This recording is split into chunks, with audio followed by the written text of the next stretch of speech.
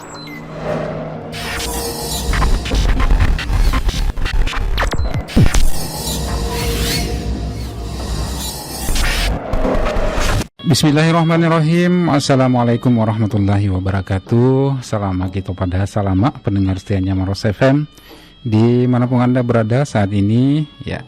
Sikuntung pendengar Maros FM ya dimanapun Anda berada. Alhamdulillah kita ketemu lagi nih pendengar Maros FM di acara Nadim Pasang ya dan dampak rasa nganta dengan kilong-kilong Bugisi Mangkasara ya bareng nake ibet ya wagangkin ya loa.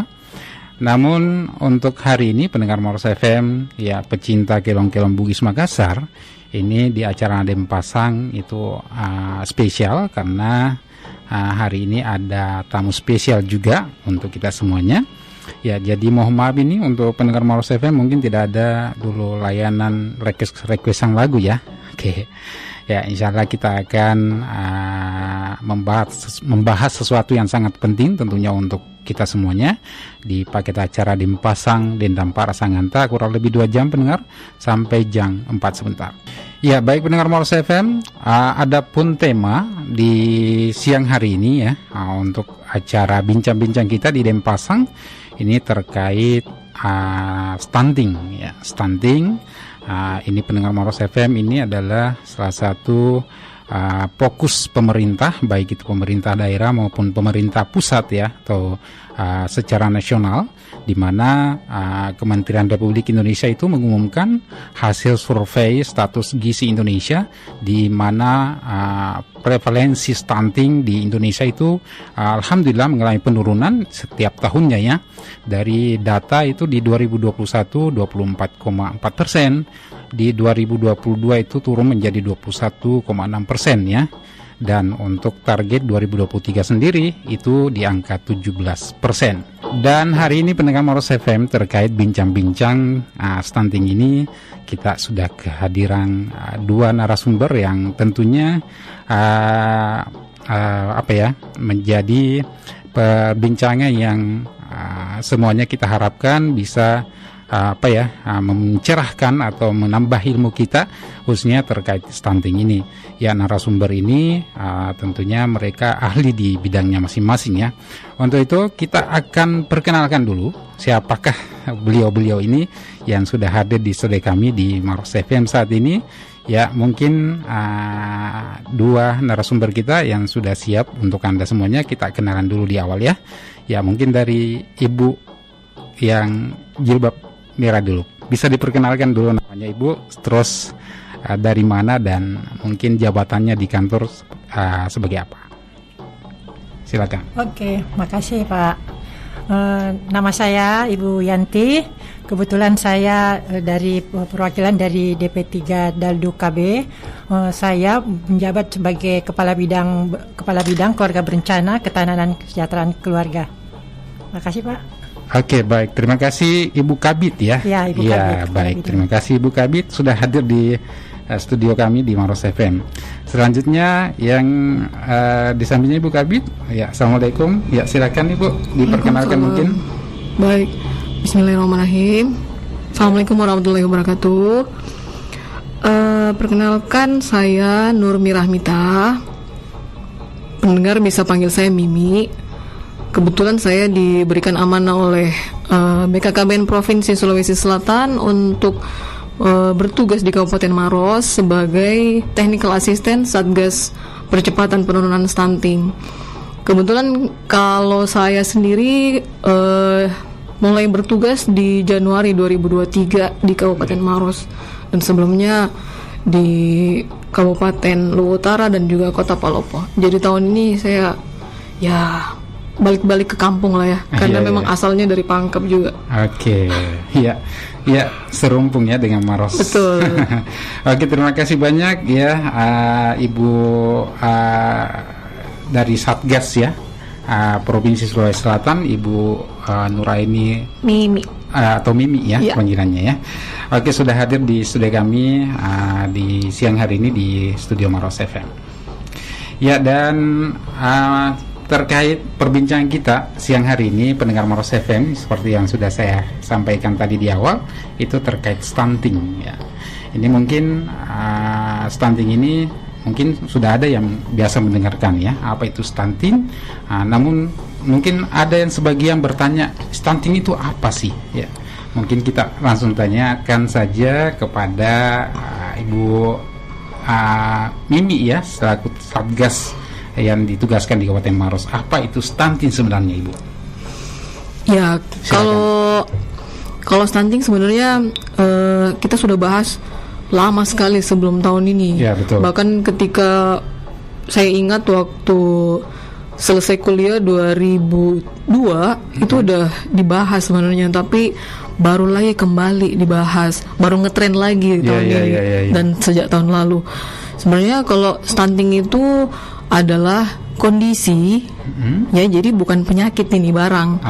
Kondisi gagal tumbuh pada anak balita akibat kekurangan gizi yang berlangsung dalam waktu yang lama atau biasa dikenal dengan yang kronis, terutama dalam 1000 hari pertama kehidupan.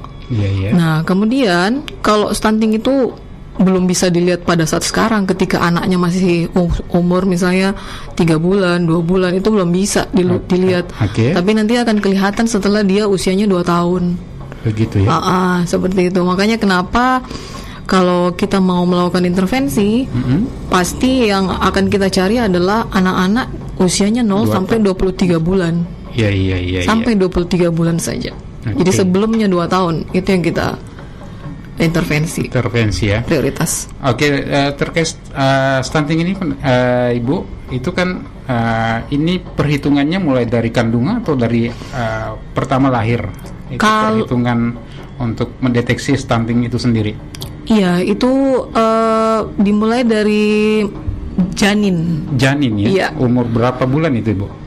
Pokoknya 3 bulanan ya, mungkin. Bukan 3 bulan. Jadi pada saat ibu itu hamil, itu udah bisa dideteksi faktor resikonya.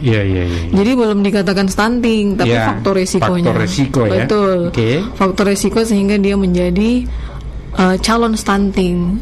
Kata guru saya itu ada 2. Jadi ketika kamu menjadi pendampingnya stunting, itu ada 2 yang mesti kamu perhatikan. Jadi yang pertama adalah jangan sampai lahir lagi stunting baru. Lahir lagi stunting baru itu dari siapa? Dari remaja-remaja, terutama remaja putri sebagai calon ibu. Kemudian yang kedua, dari mana yang mesti kamu perhatikan? Jangan sampai lagi ada stunting baru. Ada stunting baru dari mana? Dari usia baduta tadi itu. Jadi 0 sampai 23 bulan itu tadi. Jadi memang karena BKKBN prinsipnya itu kan mencegah stunting dari hulu. Jadi kalau bahkan sebelum dia hamil itu kita sudah harus persiapan. Terutama yang calon pengantin tadi, calon pengantin perempuan terutama. Calon pengantinnya. Baik, itu tadi terkait stunting itu sendiri deteksi dari mulai hamil ya. Betul. Ibu sampai umur 23 bulan ya. Betul. Nanti terdeteksi apakah dia terkena stunting pada saat 2 tahun ke atas. Betul. Mungkin bisa dijelaskan Ibu, siapa saja sih yang bisa berisiko ini terkena stunting ya. Selain mungkin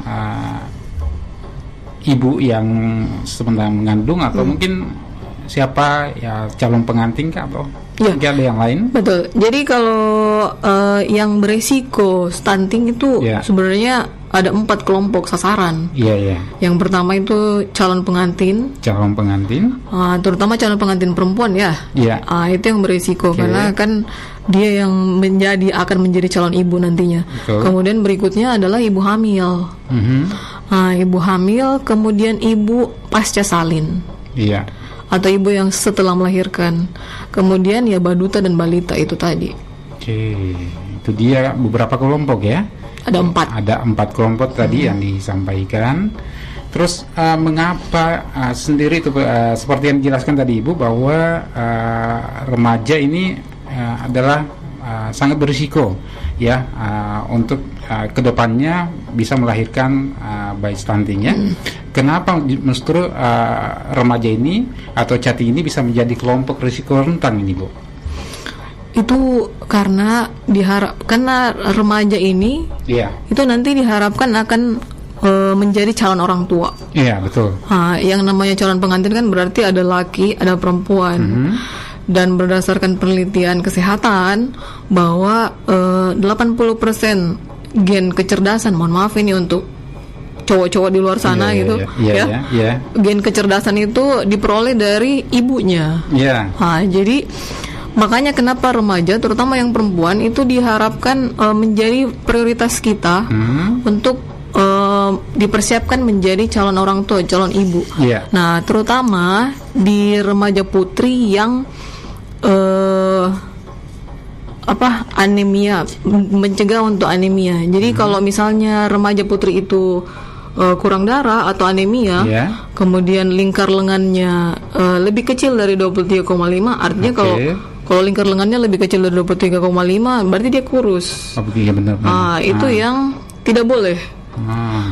Kemudian selain itu khusus untuk remaja laki-laki. Nah, kalau calon pengantin yang laki-laki itu diharapkan tidak merokok. Tidak merokok. Nah, itu yang cukup menjadi tantangan, bukan sulit ya, tapi tantangan karena perubahan perilaku itu memang tidak segampang membalikkan telapak tangan. Makanya kenapa hal-hal yang seperti itu tadi yang paling menjadi faktor penyebabnya remaja kenapa jadi kelompok resiko. Selain itu juga usia ideal. Nah, usia ideal berdasarkan BKKBN untuk laki-laki yang bisa menikah itu adalah 25 tahun dan usia perempuan itu adalah 21 tahun yang ideal. Sehingga keluarga itu bisa berada dalam usia yang dewasa. Karena kan kalau orang matang, betul. Kalau orang menikah itu kan harus dewasa secara fisik maupun mentalnya. Jadi makanya kenapa itu menjadi faktor risiko juga itu. Remaja. Remaja ini sangat berisiko ya. Yes. Ya, itu dia pendengar Moros FM. Selain remaja yang sangat berisiko untuk melahirkan anak-anak stunting ke depannya, juga ibu hamil ibu yang sementara mengandung. Betul. Ini menjadi kelompok risiko risiko stunting juga. Mungkin ini bisa dijawab untuk Ibu Kabit mungkin? Oke. Ya, silakan. Ya, makasih Pak. Kalau untuk ibu hamil yang bisa menjadi kelompok yang rentan stunting itu, risiko stunting itu, karena ibu hamil itu menjadi kelompok yang rentan selama 1000 HPK. Jadi ibu hamil itu yang kita harapkan bisa menjadi ibu yang akan melahirkan bayi yang sehat, kuat dan berkualitas. Benar. Ya, sehingga anak yang dilahirkan itu juga menjadi generasi sehat. Betul. Dan berkualitas untuk membangun bangsa. Selain juga itu Pak, ibu hamil juga diharapkan bisa mengkonsumsi makanan dengan gizi yang seimbang, yang sesuai dengan kebutuhannya selama hamil. Jadi selama hamil harus gizi-gizinya terpenuhi, protein, karbohidrat, lemak dan sebagainya. Rajin mengkonsumsi tablet tambah darah atau TTD selama 90 hari di masa kehamilannya, yang meskipun rasanya kurang enak, terus terang Pak, banyak ibu-ibu yang menghindari itu karena rasanya memang kurang enak, tapi itu demi pertumbuhan ibu dan bayinya. Selain tetapi TTD itu menjadi hal yang sangat penting untuk mencegah anemia Pak, terus terang kurang darah dan persiapan kelahiran bayi nantinya, dan untuk mencegah terjadinya kurang darah saat terjadi pendarahan ketika ibu melahirkan.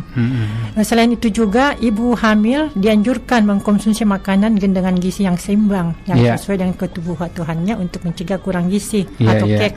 Yang dijelaskan tadi sama Ibu Mimi dengan nilai yang kurang 23,5 cm. Selain itu juga Pak, yang harus diperhatikan ketika ibu hamil ada 4T yang kondisi yang wajib menjadi perhatian utama. 4T yaitu terlalu muda. Terlalu muda. Usia yang terlalu muda untuk hamil, jangan terlalu muda. Seperti yang dijelaskan tadi Terus yang kurang dari 21 tahun Pak gitu. Terlalu tua.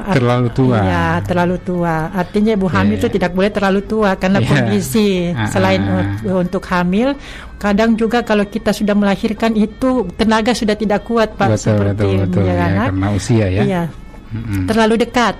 artinya ibu hamil yang harus bisa menjaga jarak kehamilannya. Jangan sampai baru-baru melahirkan ternyata dia tidak ber-KB atau bagaimana. Ternyata ibu tidak bisa memberikan asupan makanan yang bergizi untuk anak-anaknya karena dia jaraknya terlalu dekat atau kurang dari 2 tahun. Orang tua yang masih bisa memberikan kasih sayang yang cukup untuk buah hatinya apabila anak-anaknya ada jarak waktu untuk buah hatinya, dan juga memberikan kesempatan kepada alat reproduksi ibu untuk berada dalam kondisi yang prima sebelum hamil kembali. Ya. Terus yang terakhir Pak, itu terlalu banyak. Ya. Artinya tidak memiliki banyak anak, minimal bersusun 3 begitu anak. Iya tangga, Pak. ya. Biasanya setahun itu belum dapat lagi. Benar. Bukan lagi sekarang banyak rezeki Pak.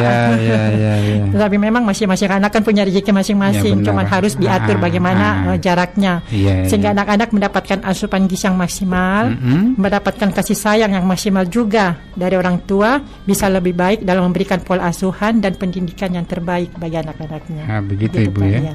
Itu kan terkait tadi ada 4T yang ini sangat berpengaruh terjadinya kelahiran anak yang stunting ya. Tadi sudah dijelaskan bahwa ada angka yang harus diikuti apabila menghindari terjadinya nanti anak kita stunting, seperti usia merit atau menikah laki-laki dan perempuan. Itu sudah jelas. Terkait terlalu dekat ini ada mungkin jarak berapa itu untuk minimal? Minimal kurang 2 tahun Pak, karena alat reproduksi berkembang itu bagus itu setelah anak-anak minimal 2 tahun dengan karena kan ada jarak sapih juga tuh Pak untuk memberikan ASI, sebaiknya itu sampai 2 tahun. 2 tahun dan itu juga dianjurkan dalam agama ya. Iya betul. Itu jarak untuk anak kedua atau anak seterusnya ya. Terkait terlalu banyak ini Bu.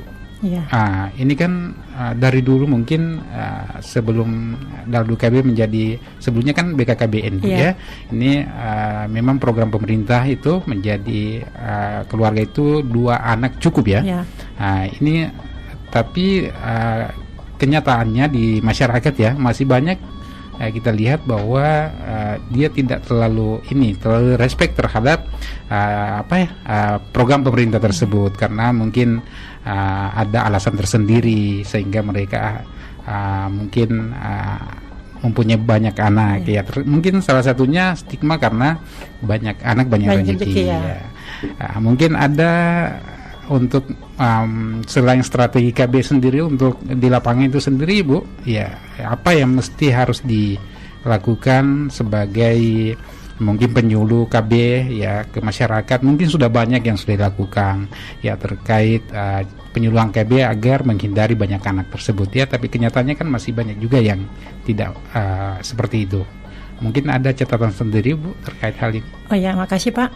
Ini kalau kita sekarang itu bukan 2 anak cukup Pak. Sekarang stigmanya 2 anak lebih baik. Berubah ya.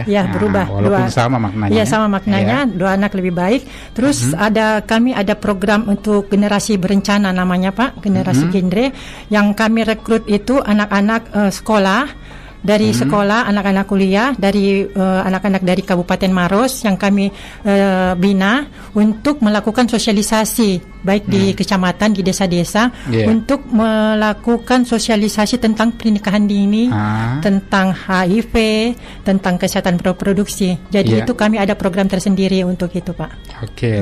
Ternyata memang sudah berjalan Ibu ya. Terkait himbauan atau program 2 anak lebih baik ini. Baik pendengar Maros FM, itu dia beberapa terkait stunting, sedikit informasi untuk Anda semuanya ya. Mungkin masih ada beberapa pertanyaan yang mungkin akan saya tanyakan ke narasumber kita. Namun kita harus break dulu Ibu ya. Lanjut ini Ibu, terkait tadi sudah dijelaskan bahwa selain ibu hamil itu juga ada ibu pasca salin ya, dan baduta balita yang juga ini bisa berisiko untuk menjadi stunting. Ya, terkait Ibu pasca salin dan baduta ini sendiri, Ibu, ini kenapa bisa menjadi kelompok risiko stunting juga ini, Ibu? Mungkin Ibu Kabid silakan. Ibu pasca salin itu rentan dengan kelompok risiko stunting atau disebabkan karena kondisi pasca salin itu bisa hamil lagi, akan menjadi karena rentan karena biasanya kalau dia tidak berkabit, kami setelah itu rentan sekali Pak kalau dia terlalu, yang seperti aku jelaskan tadi, terlalu dekat ya? Pasca salin tidak menggunakan KBPP. Betul. Terus kami kemarin Pak, terus terang ada kami program Hari Sektor Sedunia, itu kami ada pelayanan KB dari tanggal 26 September sampai 9 Oktober. Kami itu bekerja sama dengan penyuluh KB di 14 kecamatan itu sasar pasar dan mendapatkan target 3.552 akseptor, tapi target yang kami dapatkan itu sekitar 85,59% untuk informasi atau pelayanan KB di kecamatan, tiap kecamatan. Dan seperti kita ketahui, tidak memahami bahwa imunisasi dan ASI eksekutif menjadi dua hal yang wajib bagi yang diberikan oleh anaknya sehingga memberikan kekebalan tubuh maksimal dan menjadi anak lebih sehat. Ya. Yang menjadi perhatian utama Pak juga pada ibu yang memiliki anak bayi atau baduta adalah jika bayi lahir prematur. Ya, kurang dari 9 bulan atau tidak cukup bulan. Yang memiliki panjang badan kurang 48 cm, memiliki berat badan di bawah 2.500 gram, atau tidak diberikan ASI eksklusif. Makanya penting sekali ASI eksklusif ini Pak. Maksimal 2 tahun. Tidak diimunisasi. Maka hal tersebut menjadi perhatian penting terutama untuk orang tua dan juga pendamping serta petugas kesehatan yang berada di fasilitas kesehatan termasuk PKB atau PLKB penyuluhnya agar bayi dan balita tidak menjadi resiko ke kasus stunting. Iya. Termasuk itu Pak juga pola asuh anak yang salah satunya adalah asupan makanan yang diberikan kepada bayi balita tersebut. Untuk balita sangat penting memperhatikan dan melakukan pemantauan tumbuh dan kembang anak serta asupan makanan pola asuh anak balitanya sehingga terjadi asupan gizinya. Karena terus terang Pak, sekarang ibu-ibu terus terang pola asuh kayaknya cenderung yang kita harus rubah. Kebanyakan ibu-ibu remaja, ibu-ibu sekarang tidak terlalu memperhatikan gizi. Yang penting anaknya makan. Iya, padahal itu kita harus sebagai ibu harus memperhatikan bagaimana kandungan gizi yang ada untuk mencegah risiko stunting pada balita. Iya. Begitu Pak. Oke, itu terkait anak yang sudah dilahirkan ya. Yang itu kan tadi ibu bilang bahwa bayi itu harus minimal 2 tahun menyusui. Itu kan ada juga ibu tuh yang ini pas melahirkan tidak keluar air ASI-nya. Itu solusinya seperti apa kalau begitu? Sebenarnya itu menjadi alasan Pak. Sebenarnya itu Tuhan menciptakan kita pasti ada jalan untuk menyusui bayi kita. Terutama pada waktu pertama melahirkan itu ada dan namanya itu kandungan kolostrum. Katanya itu dulu pemahamannya kita itu yang katanya air ASI-nya kuning, padahal itulah yang memberikan efek paling tinggi untuk antibodi pada bayi.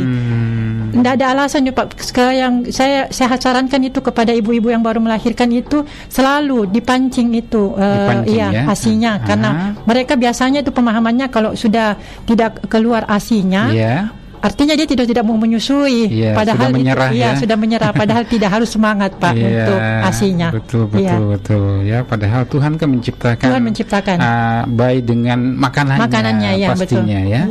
Ya, mungkin kurang usaha sendiri atau mungkin karena kesibukan faktor itu juga yang menjadi alasan. Ya, terus tadi bayi harus asupannya itu yang selain ASI itu sendiri itu dipantau gizinya Ibu ya. Ya, terkait ini mungkin lebih kepada mungkin perkeluarganya ya, karena mungkin beda-beda orang, apalagi penghasilan mungkin yang berpengaruh juga terkait asupan gizi untuk mungkin satu keluarga terkhusus kepada bayinya. Ya, mungkin ada langkah-langkah yang apakah yang selama ini dilakukan untuk masyarakat terkait hal seperti ini, Bu? Ya, makasih Pak. Langkah-langkahnya tergantung sebenarnya itu bukan makanan bergizi itu tidak harus mahal, Pak. Iya. Ya, tergantung sebenarnya kita sebagai ibu, saya sebagai ibu Pak, terus terang pada waktu sudah umur 6 bulan bayi kita atau anak kita, biasanya kita sudah memberikan itu makanan pendamping ASI berupa pisang atau sayur yang bisa diolah kita sendiri. Makanya itu pola asuh kayaknya pola asuh ibu kepada anak-anaknya itu lebih cenderung harus kita sosialisasikan terus bagaimana kita memberikan anak-anak kita makanan yang bergizi. Satu kuncinya Pak, makanan bergizi itu tidak harus mahal. Kita harus mengolah seperti wortel, kita bisa blender, bisa jus atau pisang kita bisa lumatkan atau bagaimana. Yang penting itu menunya seimbang untuk anak kita. Oke. Iya, betul sekali itu Bu ya. Apalagi saat ini kan gampang orang melihat video di internet kan, kalau umpamanya dia tidak tahu seperti apa betul, caranya untuk mengolah mungkin makanan-makanan yang murah tapi gizinya mencukupi betul. Oke, itu ya pendengar Moros FM yang harus diperhatikan terhadap anak-anak kita ya, agar terhindar yang namanya stunting. Ya baik, mungkin saya lanjut ke Ibu Satgas ya. Ya terkait mungkin ini kan kalau kita lihat data ya Ibu, itu di Maros masih data kemarin tahun 2022 itu masih lumayan tinggi ya angka stuntingnya. Itu di angka 30% walaupun mengalami penurunan dari 2021 7% ya Ibu. Mungkin apa sih yang menjadi kendala ini di bawah di lapangan yang mungkin Ibu alami saat ini ya, atau teman-teman yang lainnya yang mungkin bersentuhan langsung ke masyarakat terkait penanganan stunting ini sendiri ya. Oke, kalau kendala sendiri sebenarnya selama hampir setahun saya di sini kalau kita lihat ada beberapa. Jadi yang pertama itu kan di tingkat desa atau kelurahan itu ada namanya posyandu. Posyandu betul. Posyandu itu kita jadikan sebenarnya sebagai tempat atau wadah untuk mendeteksi awal stunting. Iya. Sementara angka kunjungannya lumayan rendah. Rendah ya. Nah, di beberapa tempat, di beberapa wilayah kecamatan yang kita akan lakukan kunjungan, itu biasanya mama-mama terlalu sibuk, sehingga tidak sempat membawa anaknya ke posyandu, ataukah ibu-ibu yang sibuk, mereka menitipkan anaknya untuk dibawa sama neneknya ke posyandu, sehingga sehingga akhirnya hasil dari penimbangan anaknya di posyandu juga kalau misalnya nenek kadang dia lupa kasih tahu mamanya bahwa anakmu itu tadi ada turun berat badannya. Nah, dia lupa meskipun ada catatan di bukunya, ada itu kalau ibu yang punya baduta atau balita itu ada namanya buku pink. Buku pink betul. Ya, buku KIA. Tapi yang dikenal sama mama-mama di luar sana itu adalah buku pink gitu. Kalau berubah lagi warnanya jadi buku pink mungkin tetap. Jadi itu yang di situ dalam buku itu tuh ada catatan tentang perkembangan berat badannya, panjang badannya anaknya. Kemudian itu per bulan Ibu ya? Iya betul. Harusnya per bulan. Nah itu kendalanya. Jadi kemudian beberapa faktor lain itu di posyandu mungkin saja kurang menarik. Akan tetapi di beberapa kelurahan saya lihat di Turikale itu ada itu posyandu yang dikasih reward atau hadiah betul. ketika ada ibu-ibu yang bawa anaknya ke posyandu sehingga lebih menarik. Betul. Nah, tapi itu tidak semua. Jadi makanya tergantung posyandunya Ibu ya. Betul. Tergantung posyandunya, tergantung juga anggarannya yang ada di situ. Adakah tidak? Kemudian kendala berikutnya. Kendala berikutnya itu faktor adat. Iya. Adat dan budaya terutama untuk pernikahan. Pernikahan yang usia terlalu muda tadi itu. Betul. Jadi ada di beberapa kecamatan di Kabupaten Maros itu memang angka pernikahan usia mudanya itu lumayan tinggi. Bahkan terbaru itu ada yang sudah punya anak umur 12 tahun. Dia 12 tahun menikah. itu berarti masih ya, kalau dulu saya 12 tahun masih main di got. Iya, berarti masih SD ya, Bu? Ya? Betul, dia menikahnya umur 11 tahun. Kita tanya ke orang tuanya, anaknya hamil ya, Bu? Enggak. Cuman karena sering bersama-sama saja dengan cowoknya, makanya budaya siri itu yang menyebabkan terjadi pernikahan. Makanya itu yang menjadi kendala juga. Kemudian berikutnya masih ada perasaan malu bagi orang tua yang anaknya divonis resiko stunting. Padahal ini baru resiko, belum stunting. Karena yang menentukan stunting itu bukan petugas yang ada di puskesmas, tidak, tapi dokter spesialis. Itu harus diperiksa dulu, dilakukan screening, survei dulu pertumbuhan perkembangannya, itu panjang prosesnya, betul, baru bisa ditentukan apakah dia stunting atau tidak. Kemudian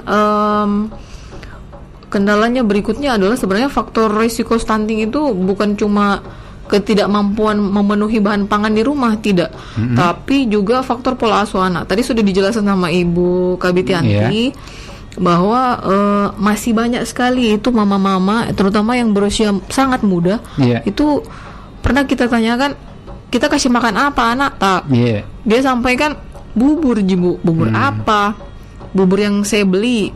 Padahal sebenarnya untuk melakukan penghematan di rumah tangga itu kan seperti tadi jelaskan, bahan pangan lokal pun bisa diolah menjadi MPASI, makanan pendamping ASI, sehingga itu yang bisa itu yang belum banyak yang paham tentang pengolahan makanan, pola asuh anak.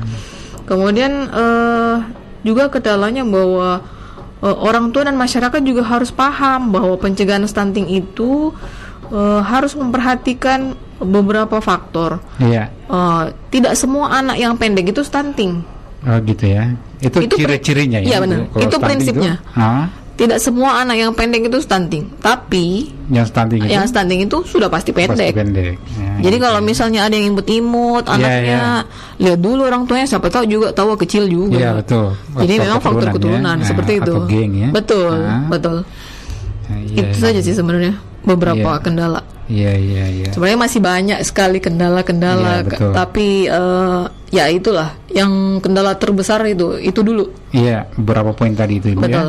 Terkait itu mungkin selama ini saya yakin dari BKKBN Maros atau dari pihak yang terkait dalam hal ini sudah sangat bekerja keras terkait sosialisasi terkait stunting ini. Tapi apakah apa yang menyebabkan ibu-ibu ini sehingga mereka kurang terlalu paham atau mungkin terlalu tidak memperhatikan hal-hal seperti ini? Pola pikirnya kah, atau mungkin ada mungkin pengaruh-pengaruh yang lainnya, Bu? Iya, jadi pada dasarnya kalau kita lihat di lapangan, itu mereka tahu sebenarnya bahwa kalau kurang gizi anak itu bisa saja stunting. Akan tetapi dia tidak paham bahwa sebenarnya yang kita lakukan ini akan mengarah ke situ. Betul. Misalnya kayak pola asuh anaknya, itu anaknya tuh apalagi yang diasuh sama nenek ya. Iya, betul. Kalau pemilihan makanannya, kalau nenek yang penting cucuku diem, tidak menangis anaknya. Karena banyak juga sekarang yang nitipkan anaknya ke orang tuanya. Betul. Ada kasus itu seperti ini. Kedua orang tua sarjana, tapi anaknya mengarah ke stunting, bahkan gizi buruk. Itu karena apa? Kedua orang tuanya sibuk bekerja, anaknya dititipkan ke rumah tantenya yang notabene tantenya itu punya anak 3 orang kecil-kecil juga. Jadi dia tidak ada waktu untuk menyiapkan makanan yang memang sesuai kebutuhannya keponakannya. Jangankan berpikir stunting, Ibu, untuk makanan ketiga mungkin cucunya ini itu yang menjadi fokusnya. Jadi seperti itulah ya. Sebenarnya banyak faktor lainnya Ibu ya, selain yang sudah disampaikan tadi Ibu ya, terkait kenapa tingkat stunting di Maros ini masih cukup tinggi walaupun mengalami penurunan karena adanya kendala-kendala di lapangan yang seperti disampaikan tadi Ibu ya.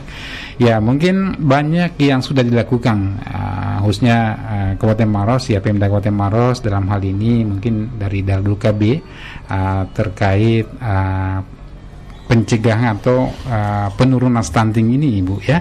Ya, mungkin bisa dijelaskan ya. Mungkin banyak yang belum tahu sih apa sih yang dilakukan pemerintah Kabupaten Maros di lapangan atau program apa sih yang dilakukan terkait penurunan angka stunting sendiri di Kabupaten Maros. Silakan Ibu Kabid mungkin yang bisa menjawab. Oke, makasih Pak.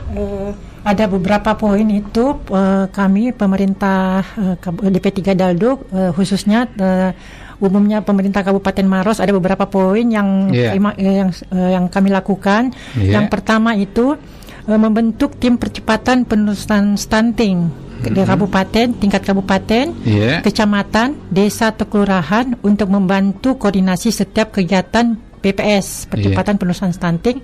Yang kebetulan yang ketua tim TPPS kami di Maros ini Pak itu Ibu Wakil Bupati. Ya, Ibu Haja Suwartina Buhari ya. Oke.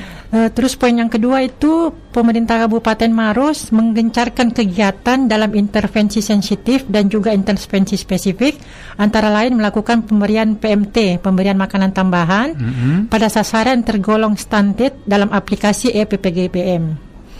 Fokus pada intervensi kepada sasaran balita dengan asumsi jika terjadi kondisi status gizi stunted masih ada waktu untuk melakukan perbaikan status gizinya melalui intervensi yang komprehensif, kolaborasi dengan OPD terkait, pemenuhan air minum dan sanitasi yaitu Dinas PUPR Pak, Dinas Kesehatan bekerjasama dengan NGO yang berhubungan dengan hal tersebut dalam pemenuhan intervensi sensitif PPS.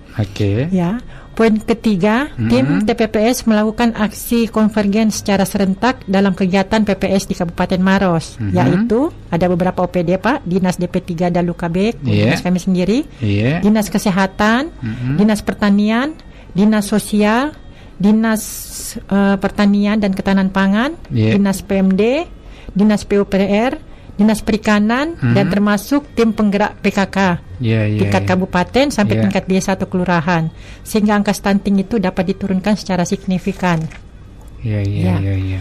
Poin selanjutnya Pak itu ada KIE, komunikasi, informasi dan edukasi tentang pencegahan stunting secara masif yang telah dilakukan pada sasaran yang berisiko stunting, yaitu sasaran ibu-ibu hamil, pasca salin, baduta, balita, remaja atau calon pengantin yang seperti dijelaskan tadi sama Ibu Mimi. Poin selanjutnya itu keaktifan tim genre yang saya jelaskan tadi Pak ini. Tim genre itu Tim Generasi Berencana Kabupaten Maros yang juga ikut berperan dalam pencegahan stunting, terutama di kelompok sasaran remaja dalam hal pencegahan pernikahan anak melalui kunjungan ke sekolah-sekolah dan juga aktif di media sosial yang menjadi salah satu cara melakukan KIE yang disesuaikan dengan kebiasaan remaja saat ini. Terus yang selanjutnya itu melibatkan lintas sektor antara lain TNI, Polri, Lanut Hasanuddin, Kementerian Agama Kabupaten Maros, pihak Unilever untuk CSR-nya Pak. Lintas sektor lainnya dalam melakukan pendampingan kepada keluarga risiko stunting yang juga memberikan bantuan pemantauan dan pemberian makanan tambahan bagi keluarga risiko stunting yang memiliki baduta atau balita, ibu hamil yang status KEK, ibu pasca salin yang berisiko stunting, dan juga kepada remaja yang anemia dan KEK. Terus penyediaan alat ukur berstandar untuk mengukur BB, berat badan dan TPBPB, anak, baduta dan balita, sehingga penentuan status gizi anak bisa dilakukan secara lebih baik dan pasti. Poin terakhir yaitu Pemkab Maros juga telah melakukan tim pendamping keluarga. Kami ada TPK di masing-masing desa atau kelurahan yang ada untuk melakukan pemantauan dan pelaporan di keluarga risiko stunting, sehingga deteksi dini risiko stunting bisa dilakukan lebih awal. Bisa kami jelaskan ini tim pendamping keluarga itu terdiri atas 3 orang Pak, dan tiap desa ada, yaitu tim pendamping keluarga itu terdiri atas kader KB, kader PKK dan bidan. Luar biasa sekali ya. Ini yang kerja-kerja yang sudah dilakukan pemerintah Kabupaten Maros dalam hal ini juga sebagai ujung tombak dari Pemda sendiri adalah dari Daldu KB sendiri, Iya, ya, Pak. Bu ya, dan menggait beberapa instansi lainnya, stakeholder untuk mencegah stunting dan menurunkan angka stunting sendiri di Kabupaten Maros. Ada 9 poin seperti yang dijelaskan tadi Ibu Kabid pendengar Maros FM. Ya, mungkin kita akan break dulu lagi sejenak ya, untuk sesi berikutnya, mungkin sesi terakhir sebentar Ibu. Ya, kita akan dengarkan dulu kembali satu lagu dan beberapa pariwara berikut ini. Ya, mungkin saya mewakili masyarakat lah ya, pada umumnya khususnya di masyarakat Kabupaten Maros. Apa sih yang mesti saya harus lakukan nih untuk membantu pemerintah itu sendiri atau lingkungan saya, minimal keluarga saya, untuk tidak terkena atau tidak terdampak namanya ini stunting terhadap keturunan saya ke depannya, atau mungkin masyarakat lebih luas ya, khususnya di Kabupaten Maros. Silakan Ibu. Kalau untuk apa yang harus dilakukan masyarakat, jadi yang paling pertama itu adalah kita harus satu pemahaman dulu. Kita harus satu pemahaman, makanya kami juga ada di sini memberikan salah satu bentuk sosialisasi bahwa harus dulu satu pemahaman masyarakat bahwa satu frekuensi dulu ya. Bahwa stunting itu bukan penyakit, itu nomor satu. Kemudian yang kedua adalah stunting itu belum tentu stunting itu pendek itu belum tentu stunting.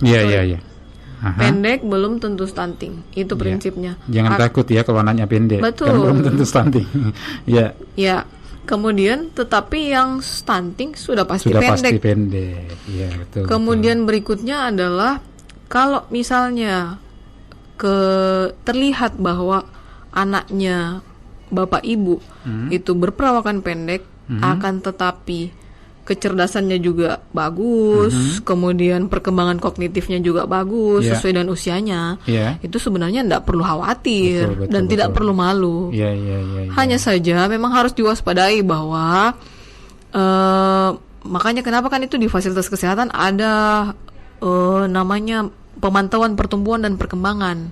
Nah itu yang harus kita manfaatkan itu, terutama di dalam buku PINK. Buku PINK itu atau buku KIA seperti yang ibu-ibu yang sudah biasa lihat, itu sebenarnya buku saktinya, buku saktinya mama-mama di luar sana. Di situ terlihat semuanya. Betul.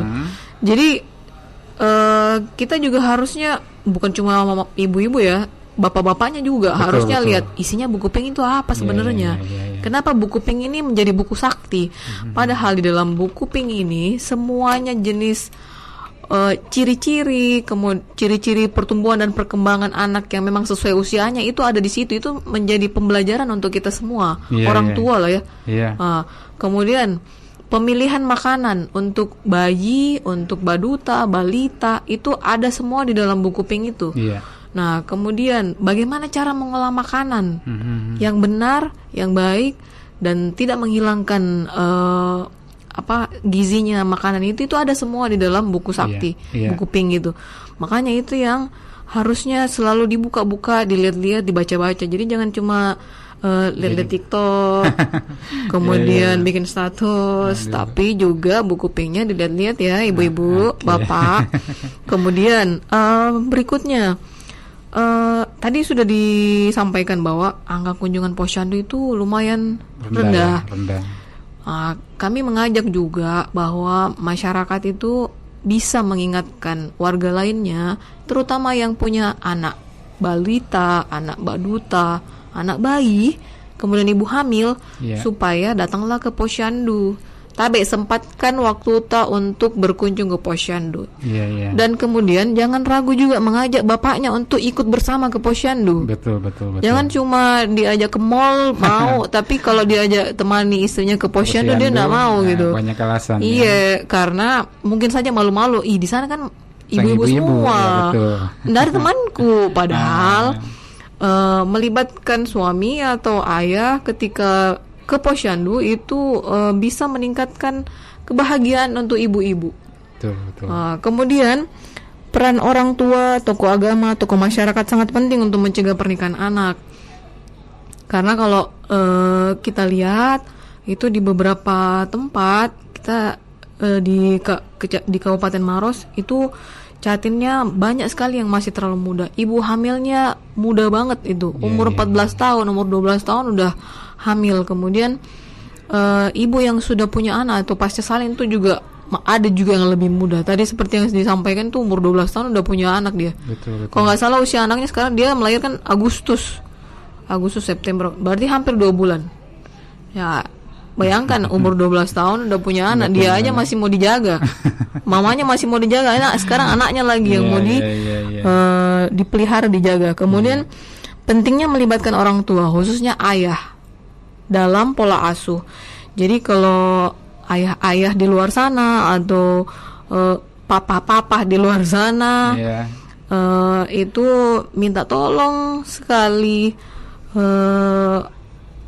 ikutlah membantu ibu atau mama-mama juga supaya bisa mengasuh anaknya bersama-sama, supaya bisa juga melahirkan atau memberikan efek kebahagiaan untuk ibu. Karena kalau perempuan-perempuan kalau ayahnya atau suaminya membantu mengasuh anak itu sangat bahagia dan juga bisa menghadirkan anak yang juga bahagia secara mental dan fisik. Iya, betul. Seperti itu. Iya, luar biasa ya dengan Maros FM. Ya, seperti itu yang mesti kita lakukan nih ya di lapangan untuk membantu diri kita sendiri, dari minimal keluarga kita ya atau masyarakat sekitar kita untuk mencegah stunting ini sendiri. Mungkin untuk Ibu Kabid ya seperti yang disampaikan tadi bahwa sudah banyak yang telah dilakukan pemerintah Kabupaten Maros terkait pencegahan atau pencegahan dini atau minimalisir ya terjadinya stunting di Kabupaten Maros. Mungkin sudah ada capaian-capaian mungkin yang sudah dicapai sampai saat ini, harusnya kerja-kerja nyata yang sudah dilakukan saat ini dari Daldu KB mungkin. Oh ya, makasih Pak ya. Ya. Seperti yang saya jelaskan tadi itu, kebetulan kita ada momen ini pada tanggal 26 September sampai tanggal 9 Oktober itu ada capaian pelayanan KB dalam rangka Hari Kontrasepsi Sedunia. Dengan target 3.552 orang dan kami mencapai 3.040 akseptor atau kurang lebih 85,59% untuk Kabupaten Maros, alhamdulillah. Sedangkan jumlah PUS yang ada di Kabupaten Maros pada tahun 2023 itu ada 27.475. Bisa saya jelaskan Pak, itu PUS itu pasangan usia subur itu terdiri yang merupakan pasangan usia yang telah menikah, yang terbagi atas 3 itu yang ingin anak lagi, yang belum ingin anak tapi dia ber-KB, dan tidak ingin anak lagi. Itu sudah Pak. Semua terdata ya? Iya, sudah ada. Oke, seperti itu ya. Jadi pendengar Maros FM ya itu luar biasa sebenarnya ya kerja-kerja dari pemerintah Kabupaten Maros dalam hal ini. Sebagai ujung tombaknya adalah dari Daldu KB itu sendiri ya, yang tentunya juga melibatkan semua unsur Ibu ya. Ya mungkin karena sekarang waktu sudah jam sekarang jam 3:19 ya. Ya di sesi terakhir ini Bu, mungkin ada yang mau disampaikan sebagai statement, closing statement kepada masyarakat ya, apakah berupa ajakan kah atau mungkin himbauan kah terkait bagaimana kita supaya bisa menekan angka stunting di Kabupaten Maros atau minimal mungkin bisa mencegah sedini mungkin agar terjadi atau tidak terjadi anak-anak kita mengalami stunting itu sendiri. Silakan mungkin dari Ibu Kabid. Ya, oke Pak. Yang pertama yang kita tekankan itu paling pertama pola asuh. Pola asuh kepada anak-anak. Mari kita sebagai orang tua, ibu dan ayah bekerja sama dalam mengasuh anak. Satu yang kita garis bawahi, makanan bergizi itu tidak harus mahal, Pak. Betul. Terus closing statement saya itu mari cegah stunting sejak awal agar generasi, terutama kita generasi Kabupaten Maros menjadi generasi penerus yang cerdas dan berdaya saing. Berencana itu keren. Luar biasa pendengar Maros FM ya. Ya, terima kasih banyak. Ini karena waktu Ibu ya yang membatasi kita. Ya, untuk waktunya siang hari ini kurang lebih 2 jam. bersama Maros FM ini untuk memberikan ilmu ke masyarakat lewat Maros FM. Tentunya ini juga adalah salah satu usaha dari pemerintah itu sendiri bekerja sama dengan Radio Maros FM, bagaimana kita bisa mencegah stunting atau meminimalisir stunting di Kabupaten Maros. Dan ini memang harus butuh kerjasama yang luar biasa. Dan ini bukan cuma butuh waktu yang singkat ya. Kita butuh tahapan-tahapan untuk mencapai sesuatu itu. Kita harus punya rencana-rencana ke depannya untuk mencapai apa yang kita harapkan. Ya, mudah-mudahan Maros minimal bisa mencapai apa yang sudah ditargetkan untuk tahun ini, untuk penurunan angka stunting. Pada akhirnya nanti Ibu ya juga Maros bebas dari stunting itu sendiri. Amin.